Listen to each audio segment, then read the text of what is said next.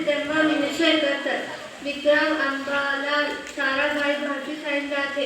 उन्हें भारतीय खिलाई प्रोग्राम बाबा आदम कहा जाता है।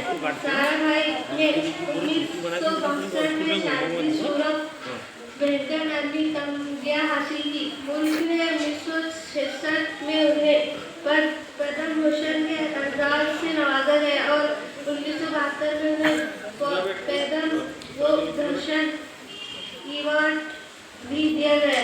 वो मुंदरजा जिल हैदे पर हुए।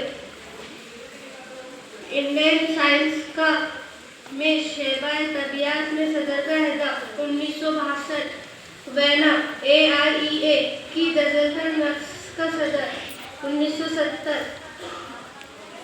पैसिफुल यूसेस ऑफ एटॉमिक एनर्जी की चौथी UN का नफ्रेस में नायब सदर का हैदा 1971। साराभाई की मीरास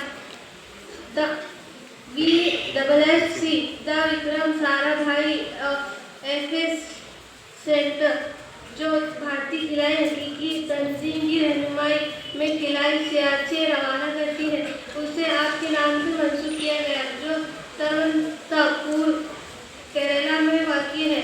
इसके अलावा उन्होंने अहमदाबाद के संकारों की ताकत से अहमदाबाद में इंस्टीट्यूट ऑफ की बुनियाद रखी। 1973 में इंटरनेशनल एस्ट्रोनॉमिकल यूनियन ने सेरेटी के समुद्र में वाक़ई बिजल